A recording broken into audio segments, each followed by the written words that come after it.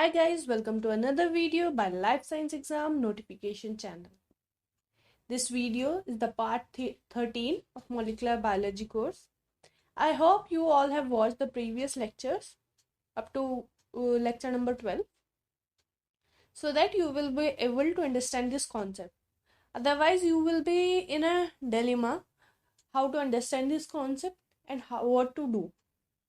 So now starting with this concept, basically in the previous lecture, that is part 12, we have learnt about tailing and capping of mRNA. So we are discussing mRNA processing. Today also we will discuss mRNA processing, but the splicing mechanism. So basically, what is splicing? So in our language, splicing is removal of introns and joining of exons. So ये कैसे होता है, removal introns का और exons को join कैसे किया जाता है और क्यों किया जाता है, ये हम सब पढ़ेंगे कि इंट्रॉन्स को क्यों रिमूव किया जाता है. ठीक है. So first point is eukaryotic genes are often interrupted by sequences that do not appear in the final RNA. Eukaryotic genome जो प्री एमआरएनए बनता है हमारा डीएनए से, सॉरी, ये हमारा डीएनए है. डीएनए से एक बनेगा प्री एमआरएनए. प्री एमआरएनए में कुछ एक्सॉन सीक्वेंस होती हैं और कुछ इंटरवीनिंग ऐसी सीक्वेंस होती हैं जो हमारे फाइनल आरएनए में नहीं दिखती हैं. सो फाइनल आरएनए हमारा ये दिखेगा. ठीक है. सो ये जो इंटरवीनिंग सीक्वेंसेस होती हैं इन्हें इंट्रॉन्स बोला जाता है. ठीक है. और इनको रिमूव किया जाता है before completing it to mature mRNA. The process by which introns are removed is referred to as splicing. और ये प्रोसेस जिसके थ्रू ये इंट्रॉन्स को रिमूव किया जाता है, इस प्रोसेस को स्प्लाइसिंग बोला जाता है. The sequence remaining after the splicing are called exons. और जो सीक्वेंस बचती है स्प्लाइसिंग के बाद इन्हें बोला जाता है exons. ठीक है. All of the different major type of RNA in eukaryotic cell can have introns. Eukaryotic cells का जितना भी मेजर आरएनए होता है, जैसे टीआरएनए, एमआरएनए, आरआरएनए, उन सभी में इंट्रॉन्स होते हैं. लेकिन कुछ ऐसे हायर यूकैरियोटिक भी ऑर्गेनिज्म भी हैं जिनके पास इंट्रॉन्स नहीं है. Higher eukaryotes tend to have a larger percentage of their genes containing introns. उनके हायर यूकैरियोट्स में ज़्यादातर जीन्स जो होते हैं, एक बहुत बड़ा परसेंटेज जीन्स का इंट्रॉन्स को ही बना रहा है as compared to lower eukaryotes. And the introns tend to be larger as well. और इंट्रॉन्स यहाँ पे हायर यूकैरियोट्स में बड़े साइज के भी होते हैं, मतलब ज़्यादा बेस पेयर के. सो ये हमारा अगर बात करें प्री एमआरएनए में, तो हमारे ये साइट होगी, एक 5 प्राइम एक्सोन होगा. ये 5 प्राइम स्प्लाइट साइट किससे कंसीडर करते हैं हम, जीयू सीक्वेंस से. ठीक है.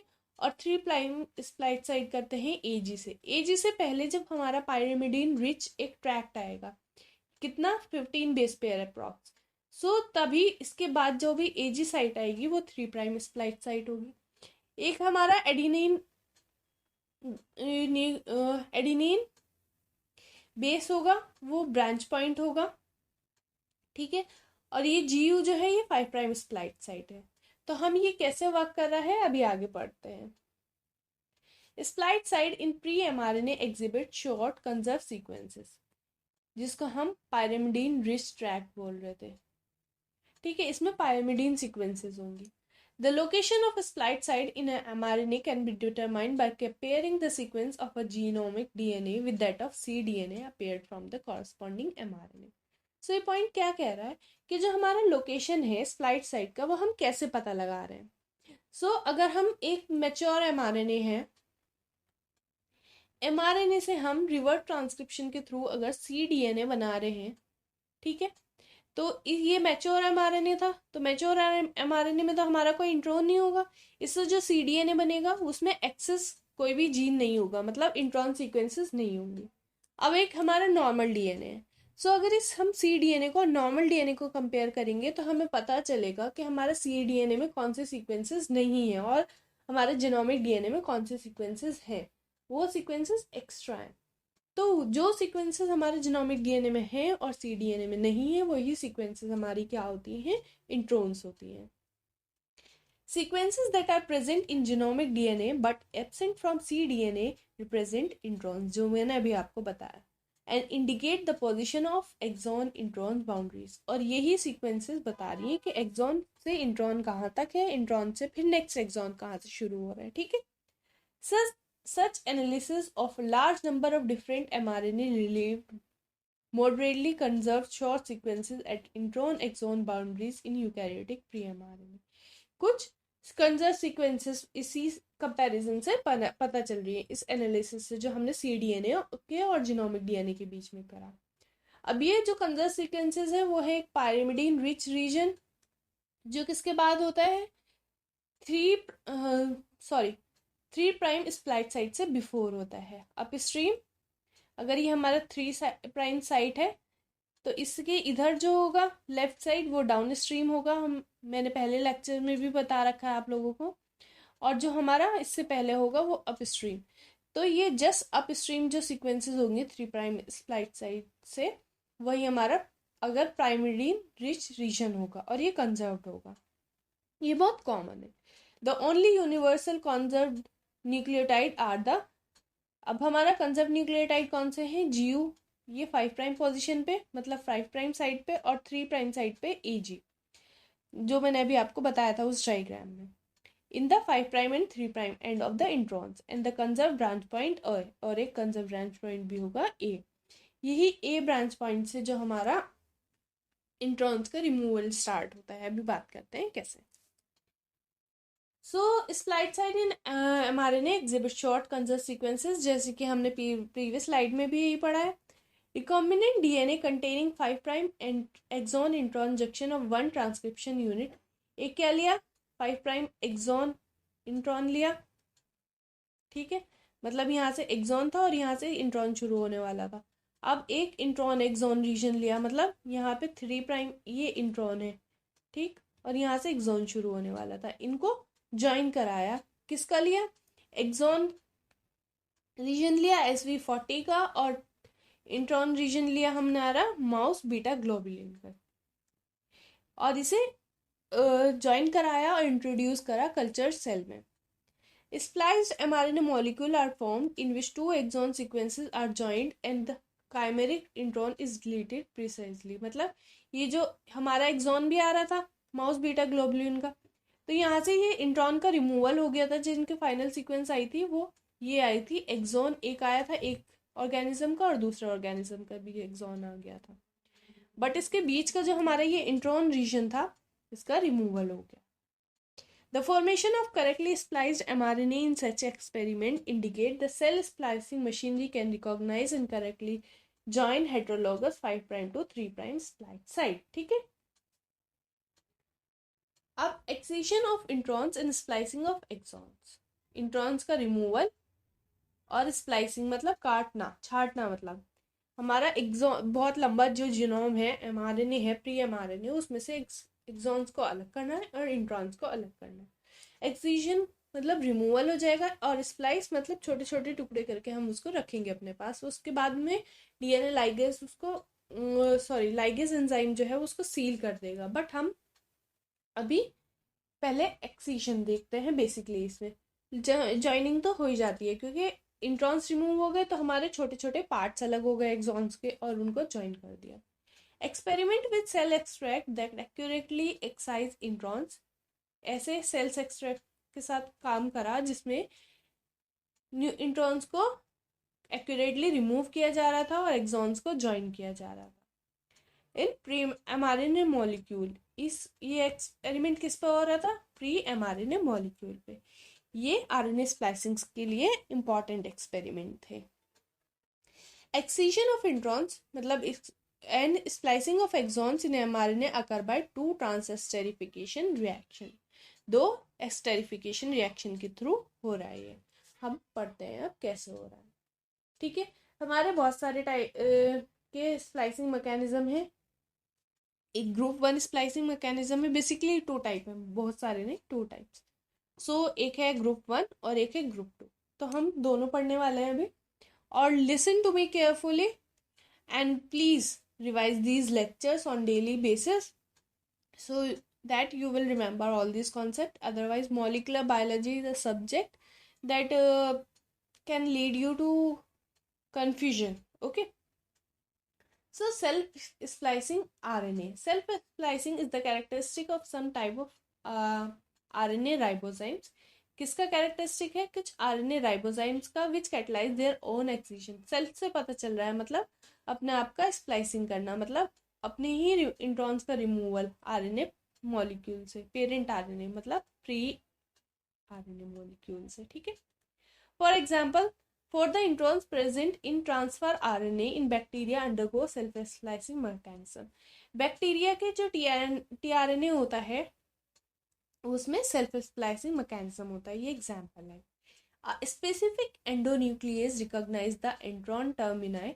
इंट्रॉन का जो ये वाला साइड है ना, इसको टर्मिनाई बोला है. और ये मतलब ये एक्सॉन था, इंट्रॉन था, और ये फिर एक्सॉन आया था. तो एक जो आएगा स्पेसिफिक एंडोन्यूक्लियस आएगा और इसको रिकॉग्नाइज करेगा और इस इंट्रॉन को रिमूव करेगा. देन द एक्सॉन्स, और ये इंट्रॉन रिमूव हो गया तो ये एक्सॉन बचेगा और एक्सॉन बचेगा. इन एक्सॉन को आरएनए लाइगेज के थ्रू ज्वाइन कर दिया जाएगा. ठीक है. अब हम पढ़ते हैं group 1 self splicing intron sequences. क्या होता है इसमें? ग्रुप 1 में intron splicing in eukaryote is more complex and include the precise excision of introns. मतलब प्रिसाइज मतलब एक्यूरेटली एक्सिशन होना चाहिए. ऐसा नहीं है कि हमने इंट्रॉन्स को रिमूव करना था और करेक्ट एक्सॉन्स को दिया. So that will lead to what? हमारा म्यूटेशंस. बट हमें म्यूटेशंस तो चाहिए ही, तो हमें प्रिसाइज स्प्लाइसिंग करनी होती है. Based on the splicing mechanism, intron in eukaryotes is categorized into two groups. Two group में डिक्लासीफाई किया गया है, जैसे मैंने बताया था पहले. Group 1 introns. ग्रुप 1 इंट्रॉन्स किस में मिल रहे हैं?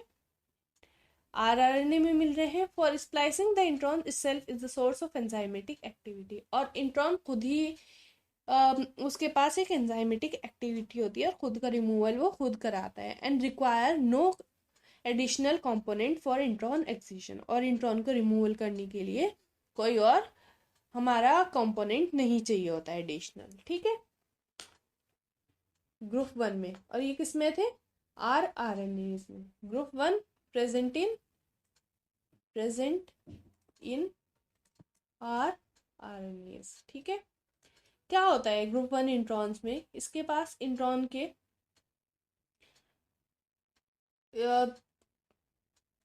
इस साइड पे एक ग्वेनिन न्यूक्लियोसाइड होता है, और ये ग्वेनिन जो होता है ये OH ग्रुप होता है इसके पास. OH ग्रुप इसका ये इंट्रॉन टर्मिनाई पे अटैक कर देता है. ठीक है. और एक ट्रांसिएंट इंटरमीडिएट स्टेट बनता है. कैसे? OH ग्रुप तो इस टर्मिनाई पे अटैक कर रहा है, तो 3 प्राइम साइड पे OH ग्रुप जुड़ जाता है इस फर्स्ट एक्सॉन के. इसको एक्सॉन 1 ले लेते हैं और इसको एक्सॉन 2 ले लेते हैं. ठीक है. सो ये जो 3 प्राइम OH बन जाता है और ग्वेनिन जो है ये ट्रांसफर हो जाता है इस इंट्रॉन के. क्या होगा इसका? इस इंट्रॉन का यहाँ पे 3 प्राइम साइट होगा और ये 5 प्राइम साइट. ऐसे ही तो होगा 5 प्राइम 3 प्राइम 5 प्राइम 3 प्राइम, और फिर ये इस एक्सॉन का ये वाला प्राइम 5 प्राइम. ठीक है. तो ये इस इंट्रॉन के 5 प्राइम साइट पे ये ग्वेनोसिन जो था ये अटैच हो जाता है. फिर यहाँ पे 3 प्राइम OH हमें पता है जब भी हमारा सीक्वेंस होता है तो 3 प्राइम OH के पास न्यूक्लियोफिलिक एक्टिविटी होती है और वो 5 प्राइम साइट पे अटैक कर देता है.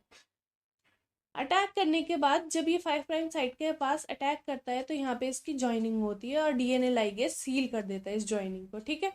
बट इसका जो बीच का पार्ट था ये इंट्रॉन का रिमूवल हो जाता है इस तरह से. ठीक है. Excise intron and ligated exons. ठीक है.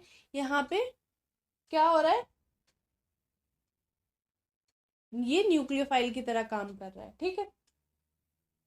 अब हमारा आता है first step in the interaction between a guanosine molecule. ये ग्वेनेसिन मॉलिक्यूल जो था ये कोफैक्टर की तरह काम कर रहा था. ये क्या कर रहा है? ट्रांसएस्टेरिफिकेशन रिएक्शन करा रहा है और 3 प्राइम OH ग्रुप जो है गुएनिसिन का वो न्यूक्लियोटाइड पे अटैक कर देता है 5 प्राइम एंड के इंट्रॉन पे और ट्रांसफर कर देता है गुएनिसिन को कहाँ पे, इंट्रॉन पे। हमने पढ़ लिया है ये ऑलरेडी, ठीक है।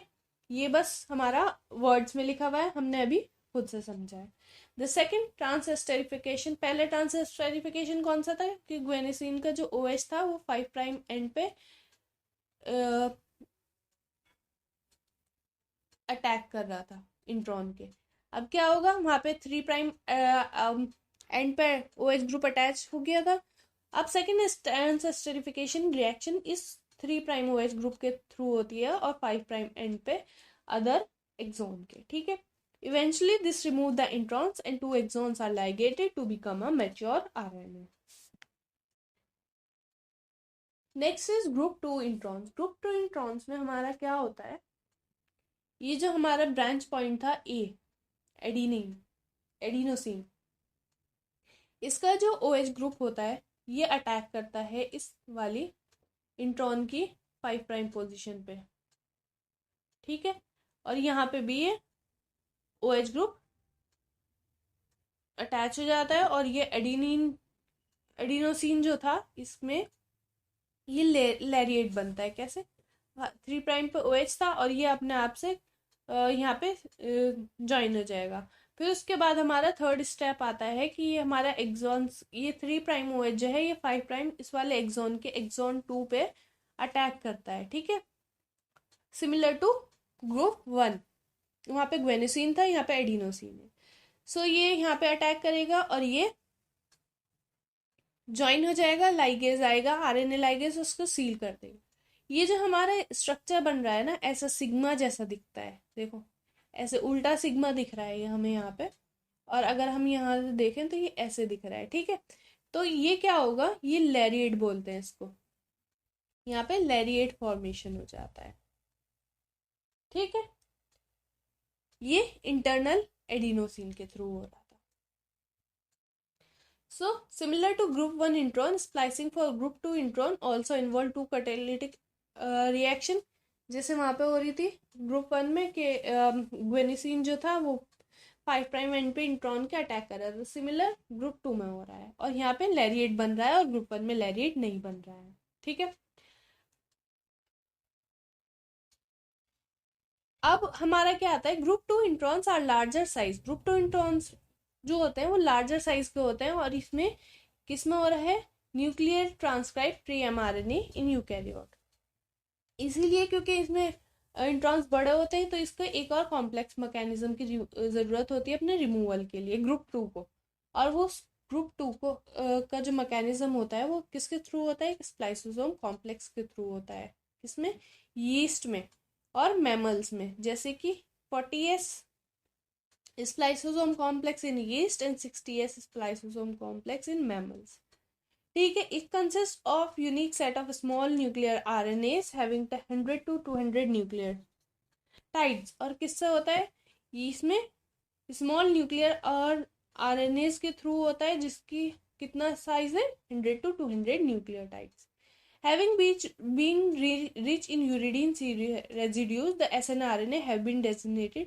अब ये snRNA जो यहाँ पे वर्क करते हैं ना स्प्लाइसोसोम कॉम्प्लेक्स में, ग्रुप 2 में लैरिएट तो बन रहा था, हमने ये देख लिया था, बट इस लैरिएट का जो रिमूवल हो रहा है एक्सॉन से वो कैसे हो रहा है, तो उसके लिए हमें एडिशनल स्प्लाइसोसोम कॉम्प्लेक्स की जरूरत पड़ रही है। और स्प्लाइसोसोम कॉम्प्लेक्स में जो हमारा प्रोटीन्स हैं उनमें यूरिडीन रेजिड्यूज हैं, इसीलिए इनको नाम दिया गया U1, U2, U3, U4, U5 and U6। So U1 से U6 था। अब हम इस स्प्लाइसोसोम को काम को देखते हैं, ठीक है। सो हमारा एक एक्सॉन है, एक्सॉन 2 है, ये क्या था, हमारा ब्रांच पॉइंट था A वाला, और ये एक्सॉन 2 से पहले ये 3 प्राइम स्प्लाइस साइट होगी, सॉरी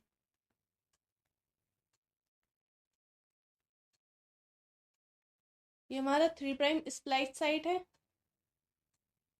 ठीक है। तो 3 प्राइम स्प्लाइस साइट से जस्ट पहले एक पायरिमिडीन ट्रैक्ट आता है, ये कंजर्व रीजन होते हैं ये सारे, ठीक है। यहाँ पे GU और यहाँ पे AG था, ठीक है, 3' वाला, ठीक। अब क्या होता है, ये ब्रांच पॉइंट पे और यहाँ पे एक्सॉन 1 के बाद ये हमारा इंट्रॉन था। इंट्रॉन के यहाँ पे जहाँ पे स्प्लाइस साइट होगी 5' स्प्लाइस साइट, यहाँ पे U1 स्मॉल न्यूक्लियर प्रोटीन जो है ये बाइंड हो जाएगा, ठीक है। और यहाँ पे पायरिमिडीन ट्रैक पे U2AF जिसका नाम है U2 ऑक्सिलरी फैक्टर, ये बाइंड हो जाता है। फिर उसके बाद हमारा सेकेंड स्टेप में क्या होता है, ये एक और प्रोटीन आता है जिसका नाम है U2, और ये क्या होता है, ब्रांच पॉइंट बाइंडिंग प्रोटीन। ये U2 ब्रांच पॉइंट पे बाइंड करता है, ठीक है। U1 बाइंड था पहले से, और यहाँ पे रिमूवल हो जाता है नो। सो फिर हमारा थर्ड में रिमूवल हो जाता है U2AF का, और एडिशन होता है U4 U5 एंड U6। हमारा U1 आ गया था, U2 आ गया था। अब क्या आ रहा है, U1 जो है इस साइड पे काम करेगा, U2 इधर बाइंड होगा, ये स्प्लाइसोसोम कॉम्प्लेक्स ऐसे बन जाएगा U1 U2 U4 U5 and U6, ठीक है। फिर इसके बाद ये U1 का रिमूवल होता है थर्ड स्टेप में, और क्या क्या बचता है हमारा, ये U4 U5 U2 U6, ठीक है। इसके बाद सॉरी ये U6 है ना, क्या क्या बचता है, U6 बचता है, U5 U4 U2, ठीक।